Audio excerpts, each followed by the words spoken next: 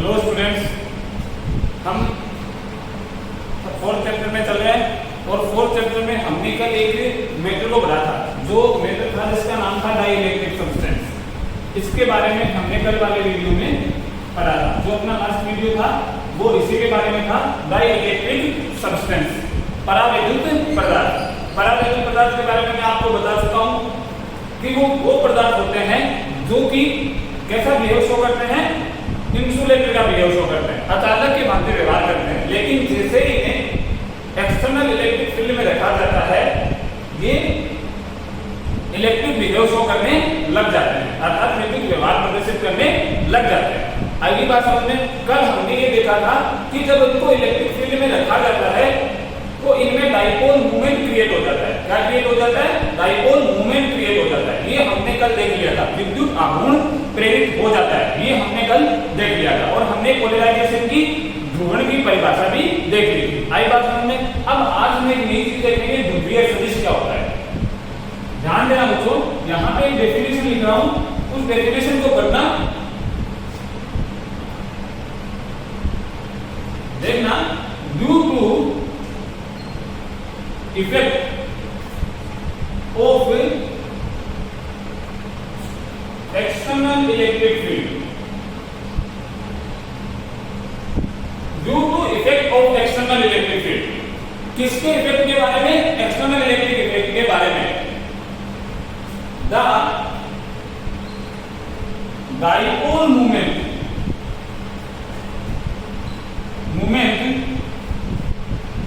induced in unit volume of dielectric substance is dielectric substance is all polarization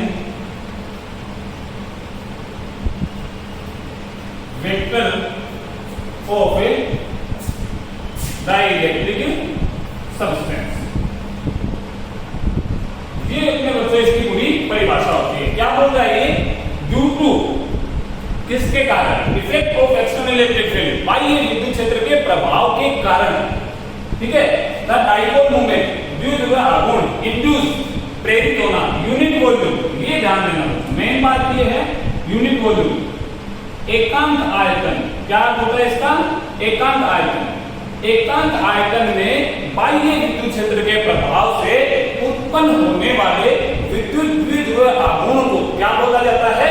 ध्रुवीय सदिश बोला जाता है। क्या बोला जाता है बच्चों? ध्रुवीय सदिश बोला जाता है।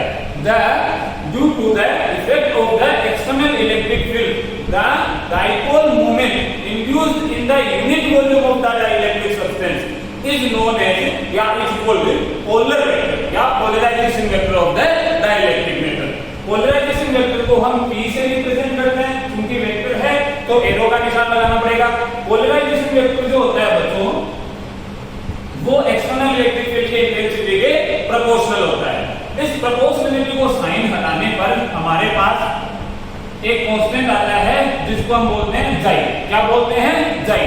ये जो जाई है वो प्रोपोर्शनलिटी कांस्टेंट है, बट इसका जो नाम होता है वो होता है susceptibility of the dielectric metal. क्या होता है? ससेप्टिबिलिटी। ध्यान देना बच्चों इस स्पेलिंग पे, SUSCE, ससेप्टिबिलिटी। हिंदी में इसको बोलते हैं विद्युत प्रवृत्ति। विद्युत प्रवृत्ति किसको बोलते हैं बच्चों? जाई। किसको बोलते हैं? जाई को। ये जो प्रोपोर्शनलिटी कांस्टेंट आया है इसको क्या बोलते हैं?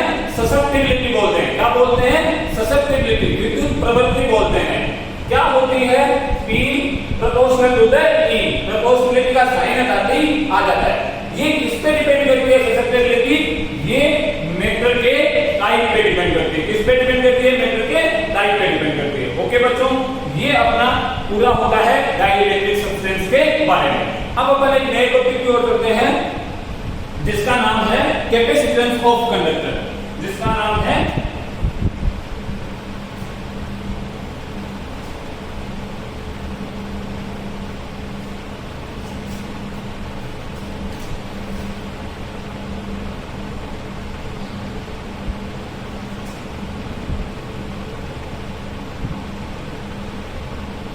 कैपेसिटेंस, चैप्टर का नाम जो है वो आ गया।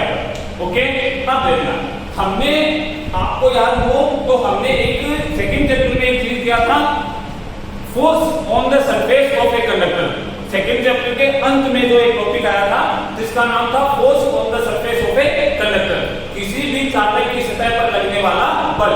हमने उसमें ये कहा था कि चालक की सतह पर जब एक समान आवेश होता है और हम उसको और चार्जिंग करना चाहते हैं, क्या करना चाहते हैं, उसको और चार्जिंग करना चाहते हैं, हम उसके ऊपर और आवेश देना चाहते हैं। जब हम उसके ऊपर और आवेश देंगे बच्चों, तो जो पहले वाला चार्ज होगा वो उसको क्या करता है, रिपेल करता है, प्रतिकर्षित करता है। और जब वो प्रतिकर्षित करता है और हमें उसको जबरदस्ती हम उसको चार्ज देना चाहते हैं, तो हमें उस रिपल्स जो फोर्स होता है, रिपेल जो फोर्स होता है, प्रतिकर्षण जो बल होता है, रिपल्सिव फोर्स जो होता है, उसके अगेंस्ट में वर्क करना पड़ता है। क्या करना पड़ता है, हमें उसके अगेंस्ट में वर्क करना पड़ता है। क्योंकि आपको पता है कि वर्क करने के साथ साथ जैसे जैसे जितना ज्यादा कार्य होता है, पोटेंशियल उतना ही ज्यादा इंक्रीज होता है, पोटेंशियल उतना ही ज्यादा इंक्रीज होता है। इसका मतलब अगर कोई आपके पास कंडक्टर है जिसको आप उसके पास जो आवेश है उसी आवेश से आवेशित करना चाहते हो, तो आप जैसे जैसे चार्ज बढ़ाओगे, जैसे जैसे आप चार्ज बढ़ाओगे, इसका मतलब आपने किसके अगेंस्ट वर्क किया है, रिपल्सिव फोर्स के अगेंस्ट वर्क किया है। और आप रिपल्सिव फोर्स के अगेंस्ट जितना ज्यादा वर्क करोगे उसका पोटेंशियल उतना ही ज्यादा इंक्रीज होगा।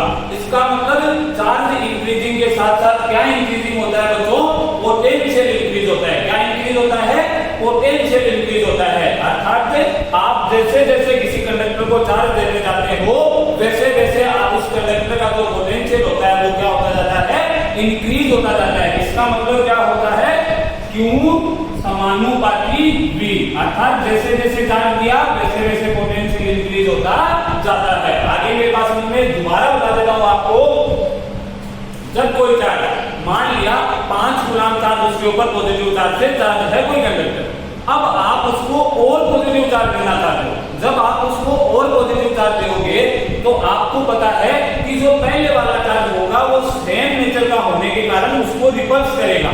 इसका मतलब उसके ऊपर रिपल्सिव फोर्स अप्लाई हो जाएगा। और जब आप उसको जबरदस्ती चार्ज दोगे तो आपको वर्क करना पड़ेगा। You have to do some work for charging of that conductor. उस कंडक्टर को चार्ज करने के लिए आपको कुछ न कुछ कार्य करना पड़ेगा। और आप जब कार्य करोगे इसका मतलब आप उसको एनर्जी दे रहे हो, और एनर्जी देने के साथ साथ पोटेंशियल डेफिनेटली इंक्रीज होता है। इसका मतलब डायरेक्ट इनडायरेक्टली क्या हो गया, जैसे जैसे चार्ज दिया पोटेंशियल इंक्रीज होता जाता है। इसका मतलब चार्ज किसके प्रोपोर्शनल होता है, पोटेंशियल के प्रोपोर्शनल होता है। और जब इस प्रोपोर्शनलिटी का साइन लगाते हैं बच्चों तो हमारे पास एक कांस्टेंट आता है जो होता है C। और ये जो कांस्टेंट होता है इसी को हम क्या बोलते हैं, कैपेसिटेंस बोलते हैं। क्या बोलते हैं बच्चों, कैपेसिटेंस बोलते हैं। अब यहां से हम कैपेसिटेंस की परिभाषा बनाएंगे। सबसे पहले कैपेसिटेंस का फॉर्मूला क्या है बच्चों, C बराबर आ गया Q बटा V। अब ध्यान देना, ये क्या कहता है, C बराबर Q बटा V। सिंपल डेफिनेशन क्या होगी कैपेसिटेंस की, the ratio of the charge and the potential. The ratio of the charge and the potential is known as capacitance of that conductor. किसी भी चालक की धारिता जो होती है, कैपेसिटेंस को हिंदी में क्या बोलते हैं, धारिता बोलते हैं। तो क्या बोलेंगे, धारिता। धारिता किसी भी चालक के आवेश और उसके विभव के अनुपात को क्या बोला जाता है, धारिता बोला जाता है। लेकिन अगर हम एग्जैक्ट डेफिनेशन पर जाएं तो एग्जैक्ट डेफिनेशन क्या होती है कि इकाई वोल्ट, किसी भी चालक के इकाई वोल्ट विभव, विभव कितना मानना पड़ता है, आपको पता है फिजिक्स में जब डेफिनेशन क्रिएट करते हैं, मैं आपको डेफिनेशन बोल रहा नहीं एग्जैक्टली बट क्रिएट करके बता रहा हूं कि जैसे ही डेफिनेशन क्रिएट करते हैं जो नीचे वाली चीज होती है उसको क्या मान लेते हैं बच्चों, एकांक मान लेते हैं, यूनिटी मान लेते हैं। इसका मतलब 1 वोल्ट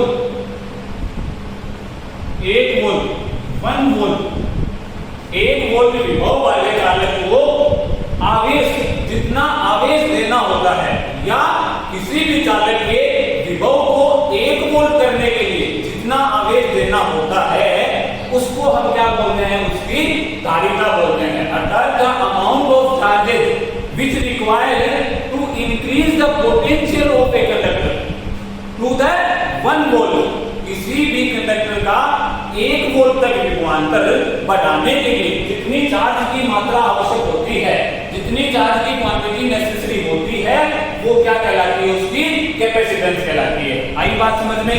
इसको बोला जाता है कैपेसिटेंस। अब बात देखना बच्चों, अगर मैं Q और V के बीच में ग्राफ खींचूं, कोई भी कंडक्टर के लिए ये Q और ये V, अगर इसके बीच में ग्राफ खींचूं तो हमने क्या कहा था कि जैसे जैसे Q बढ़ता जाता है वैसे वैसे ही V बढ़ता जाएगा। इसका मतलब हमें एक लाइन मिलती है। आई बात समझ में? हमें एक सरल रेखा मिलती है, हमें एक सिंपल स्ट्रेट लाइन मिलती है। इसकी जो ढाल होती है, इसकी जो स्लोप होती है बच्चों, वो किसके बराबर होगी? tan थीटा के बराबर। पता है हमें tan थीटा बराबर क्या होता है बच्चों? tan थीटा बराबर y बटा x, q बटा v। q बटा v क्या होता है? c। इसका मतलब slope of the graph which is floating between the q and v of a conductor, ऐसा ग्राफ है जो किसी चालक के आवेश और विभवांतर के बीच खींचा गया हो, उसकी जो ढाल होती है, उसका जो स्लोप होता है, वो क्या कहलाता है? कैपेसिटेंस कहलाता है, धारिता कहलाता है। किसी भी चालक के आवेश और विभवांतर के मध्य खींचे गए ग्राफ का ढाल, ग्राफ की ढाल, slope of the graph which is floating between the charge and the potential of a conductor is known as capacitance of the conductor। आगे बात समझ में कोई दिक्कत नहीं है। अब इसका मात्रक क्या होता है? सबसे पहले देखते हैं इसकी डिपेंडेंस। C की जो डिपेंडेंस होती है बच्चों, वो निर्भर करती है एक तो जो अपना मटेरियल होता है उसकी शेप के ऊपर, उसकी साइज के ऊपर। थर्ड चीज क्या होती है बच्चों? वो जिस मीडियम में रखा हुआ होता है उस मीडियम पर भी डिपेंड करता है। कैपेसिटेंस जो होता है वो किसी भी कंडक्टर का जो कैपेसिटेंस होता है बच्चों, वो एक तो डिपेंड करता है उस कंडक्टर की शेप के ऊपर, एक डिपेंड करता है उस कंडक्टर की साइज के ऊपर, थर्ड डिपेंड करता है जिस मीडियम में वो रखा होता है, जिस माध्यम में वो रखा होता है, उसके ऊपर भी जरूर डिपेंड करता है। आई बात समझ में? अब इसकी देखते हैं यूनिट क्या होती है। देखना बच्चों, इसका फॉर्मूला क्या होगा? Q/V। Q की क्या होती है? कूलाम होती है, कूलाम। V की क्या होती है? वोल्ट। तो कूलाम बटा वोल्ट, कूलाम बटा वोल्ट को बच्चों बोला जाता है फेरेड। क्या बोला जाता है? फेरेड बोला जाता है। इसका मतलब इसकी एग्जैक्ट यूनिट क्या होती है? फेरेड। कैपेसिटेंस की, धारिता की इकाई, मात्रा क्या होता है? फेरेड होता है बच्चों। और वो यूनिट, ऐसा यूनिट क्या होती है? कूलाम बटा वोल्ट। आगे बात समझ में? अब हमें इसकी निकालनी है डायमेंशन। देखना बच्चों, मैं आपको बता के आया हूं ससेप्टिबिलिटी। इस वीडियो के प्रारंभ में मैं आपको बता के आया हूं ससेप्टिबिलिटी। ससेप्टिबिलिटी जो होती है वो डायमेंशन लेस होती है। क्या होती है? डायमेंशन लेस होती है बच्चों। ध्यान देना, विमाहीन राशि होती है, उसकी कोई भी विमा नहीं होती है। अब अपन देखते हैं कैपेसिटेंस की क्या डायमेंशन होती है। कूलाम की डायमेंशन हमें पता है, कूलाम की डायमेंशन क्या होती है बच्चों? इसको मिटाता हूं थोड़ा और फिर आपको इसकी डायमेंशन निकाल के बताता हूं। बहुत छोटे छोटे वीडियो बनाए हैं बच्चों ताकि आप हमारे बराबर को C बराबर Q बटा V। Q की क्या होती है? Q क्या होता है बच्चों? I बराबर होता है Q बटा P। तो Q बराबर क्या हो गया? AP। इसका मतलब A1 P1। Okay. V volt, volt किसके बराबर होता है? वोल्ट किसके बराबर होता है? W बराबर क्या होता है बच्चों? W बराबर होता है QV। सेकंड चैप्टर में पढ़ गए हैं। तो V बराबर क्या हो गया? W बटा Q हो गया। क्या हो गया? V बराबर W बटा Q हो गया बच्चों। तो अब इसकी डायमेंशन क्या होगी बच्चों? क्योंकि इसकी डायमेंशन निकालना हमारे लिए बहुत जरूरी है, इसकी डायमेंशन हमें निकालनी है। तो सबसे पहले देखना W। W किसके बराबर होता है? W बराबर होता है फोर्स गुना डिस्प्लेसमेंट। इसका मतलब ये आ गया फोर्स गुना डिस्प्लेसमेंट, ये आ गया Q। ओके। अब देखना फोर्स की यूनिट आपको पता है N/L/T - 2 और D की यूनिट क्या होती है? L अपॉन Q की A1 और T1। Q की क्या होती है बच्चों? A1 और T1। जब आप ये सारे मान रखोगे तो आपके पास जो वैल्यू आएगी बच्चों वो आएगी, C की यूनिट आएगी M1 L - 2 T का 4 A का स्क्वायर, ये यूनिट आपके पास C की आएगी। ओके बच्चों, इसकी यूनिट निकाल के देखना, अगर यूनिट आपकी मिलती है इससे, इसका मतलब आपने वर्ग जो है वो सही किया है। अगर ये यूनिट आपकी नहीं मिलती है, इसका मतलब आपने वर्ग सही नहीं किया है। ध्यान देना बच्चों, हमारे पास क्या है, W बराबर QV, C बराबर क्या होता है बच्चों, Q बटा V, V बराबर क्या हो गया, W बटा Q। इसको ध्यान से देखना और इसकी यूनिट निकालने का प्रयास करना बच्चों। देखना, हमें यहां से दिख रहा है M1 L-1 L-2 T4 A का स्क्वायर, ये इसकी यूनिट आएगी। और इस यूनिट को हमेशा निकाल के देखना, अपन निकालते हैं इस यूनिट को, W बराबर क्या आ गया अपने पास, QV आ गया बच्चों, यहां पे मान रख लेते हैं सारे, ये आ गया Q, W बराबर आ गया, सॉरी V बराबर आ गया W बटा Q, तो ये Q का स्क्वायर, Q का स्क्वायर का मतलब A square T square. W की यूनिट क्या होती है, M L square T minus 2, ये तो होती है M L स्क्वायर T की माइनस 2। अब देखना, M ऊपर जाएगा M माइनस 1, L ऊपर जाएगा L माइनस 2, T ऊपर जाएगा प्लस का हो जाएगा, पहले 2 और 4 और 1 की पावर स्क्वायर, ये आ जाएगी इसकी यूनिट। ओके बच्चों, ये कैपेसिटेंस के बारे में होता है। दोबारा बता दूं, कैपेसिटेंस क्या होती है, धारिता होती है किसी भी चालक को जब हम आवेश देते जाते हैं तो जैसे जैसे चार्ज देते जाते हैं उसका पोटेंशियल बच्चों इंक्रीज होता जाता है। पोटेंशियल इंक्रीज होने का मतलब क्या होता है कि चार्ज और पोटेंशियल एक दूसरे के क्या होंगे, प्रोपोर्शनल। और जब प्रोपोर्शनलिटी का साइन लगाते हैं तो हमारे पास एक कांस्टेंट आता है जिसको क्या बोलते हैं, कैपेसिटेंस बोलते हैं। C बराबर आ गया Q बटा V। इसके आधार पर हमने इसकी यूनिट निकाली, फिर इसकी डायमेंशन निकाली और हमने ये भी बताया कि ये डिपेंड किसके ऊपर करता है, shape, size and the medium of जिस कौन से मीडियम के ऊपर डिपेंड करेगा, जिस मीडियम में उस कंडक्टर को हमने रखा है। सिंपल वीडियो है आज, छोटा सा वीडियो है। पहले मैंने बताया पोलराइजेशन वेक्टर के बारे में, सेकंड मैंने आपको बताया कैपेसिटेंस के बारे में। इन दो चीजों के बारे में स्टडी करना। अगर कुछ समझ में नहीं आए तो कमेंट बॉक्स या व्हाट्सएप पे मैसेज जरूर करना बच्चों। घर पे रहो,